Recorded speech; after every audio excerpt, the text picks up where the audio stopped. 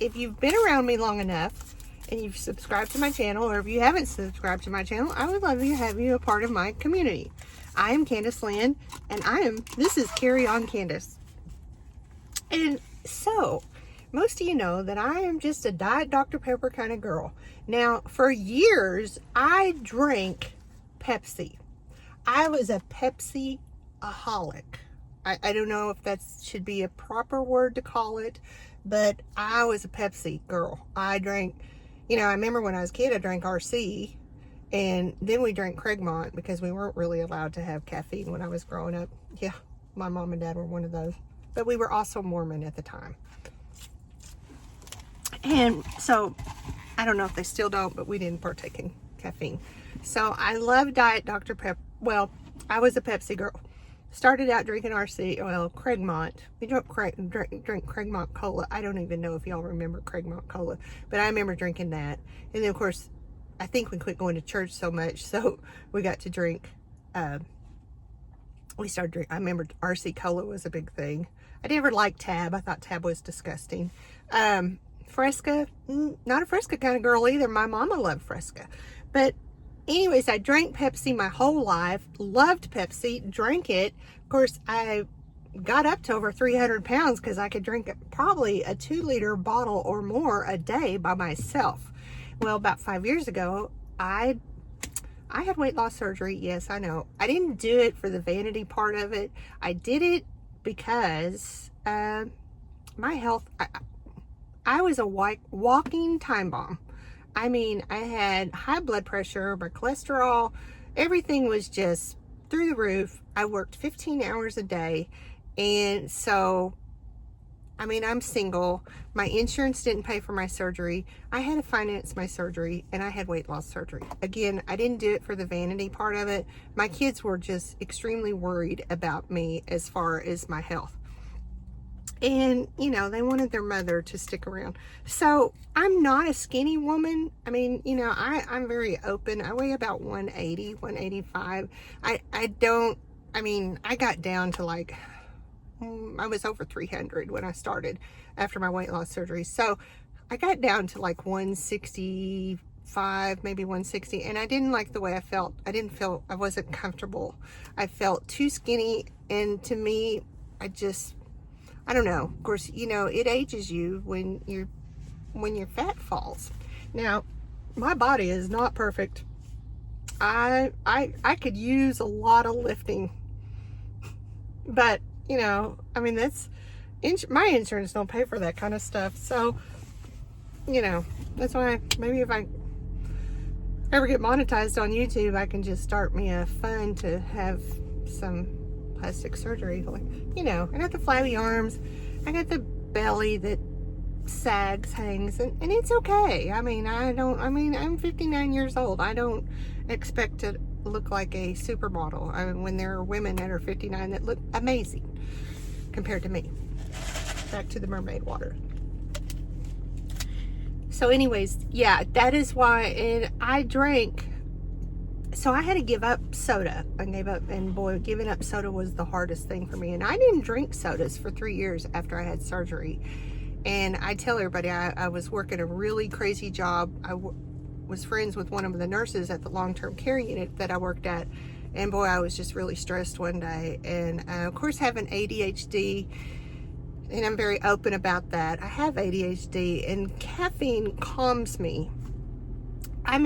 To the point, sometimes I can get up and drink a cup of coffee at 3 a.m. and it will put me to sleep. Simply because that's just how my brain is wired. I can drink caffeine and it makes me tired. I'll yawn. I'll start yawning.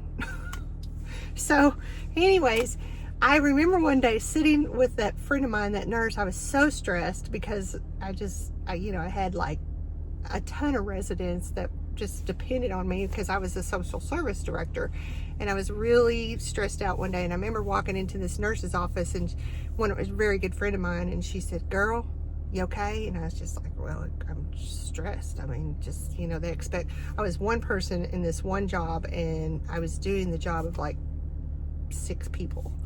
And And my hat's off to anybody who works in the medical field, especially nurses. My hat's off to every nurse, and I respect every nurse because it's a hard job. It's a very hard job, very stressful. CNAs, oh my gosh. Nurses' aides, yeah. My hat's off to you. And I had a huge respect for all of them that I worked for. And as a matter of fact, I was very, very, I was an advocate for not only my patients, but I was an advocate, my residents. I was an advocate for my workers because, a lot of times they would come into my office and just break down because they were overworked. Okay, so squirrel.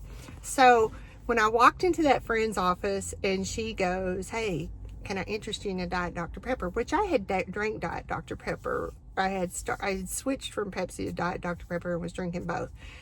And I said, sure. And I'm telling you, it was like I don't want to say, it was like it had a calming effect on me. And I drank it. But then, like I said, when I got my true diagnosis of ADHD, I realized that caffeine is more of has a calming effect on me instead of making me hyper. And, and it really surprised me because I worked with children who had autism, and we had this one little boy that, by golly, he would just bounce off the wall, and we'd bring him in from recess, and his mama would tell us, and he was about 7, and he was nonverbal, and he would bounce off the wall, and she would say, when you bring him in from recess, give him a Mountain Dew. Oh gosh, I didn't like giving kids Mountain Dew because, man, that stuff's strong and rot your teeth out, So we would go to the teacher's lounge and buy that kid a can of Mountain Dew, and I'm telling you what, that kid would pop that can, he would drink it, down it, slam the can on the table. That kid's grown now. He's an adult. I'd love to see him now. I think he finally started talking a little bit. But anyways, and he stood up, belched very loud, and walked over to, we had a little play area, reading area. We had pillows and bean bags and stuff. And he walked over there, and he liked to be rolled up in a weighted blanket. We rolled him up in a weighted blanket, and he would go to sleep. So that is, caffeine has a very calming effect for me.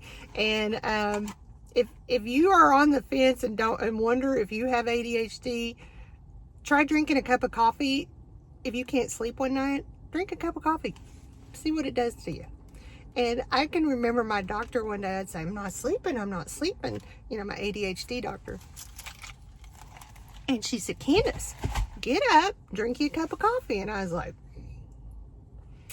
and I don't know why I never noticed it before, that it, like I said, it gave me a calming effect. And I'm telling you what, if there's nights I can't drink or can't sleep, I get up and I drink a cup of coffee, put me a little creamer in there, sugar-free, of course, and I sit there for about maybe 30 minutes, maybe 45, sometimes an hour, and I will go in there and my head hits a pillow and I'm out. I'm asleep. It's amazing how it affects me. So that's just me. All right, well, that was my story about my ADHD and caffeine. And like I said, if you feel like if you've not been diagnosed, and I really encourage people, if you think that you have ADHD or you want to know if you have, please go to a medical professional and get diagnosed. There's a lot of people, and I know there's a lot of people on YouTube, and not that I'm being rude or calling people out, but some people on here don't even actually have a diagnosis. And I guess maybe you don't have to have a diagnosis, but I don't really feel like that I can be true to my community if, I have had a diagnosis. I was diagnosed at 40, but I never took medicine. And then I've got my final real diagnosis when I was 56. And when I started taking medicine, it changed my life. Now, medicine is not for everybody, but it's helped me immensely.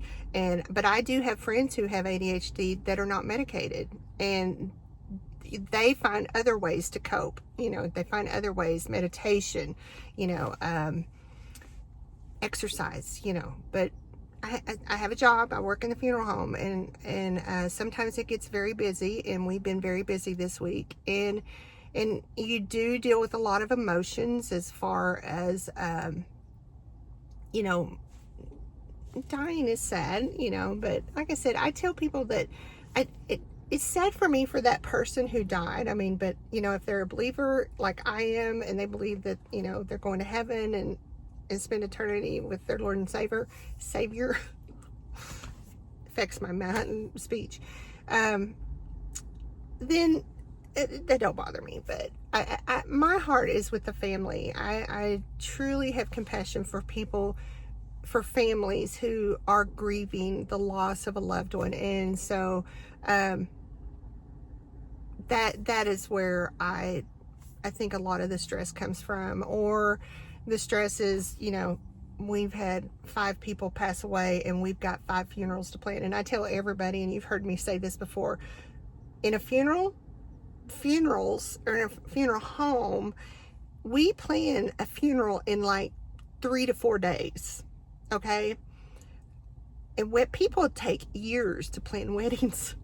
And I'm gonna tell you, our funerals are top notch. They're nice. We gonna take care of you. Like I said, join my community. I would love to have you part of my community. Again, my name is Candace, and I'm just over 50, living my life the way I want to, silver and solo. Definitely tell I got my hair done this week, and I just living my life with me and my 3 little dogs, and life is good. Make the best of it. So have a great day. Catch you next time.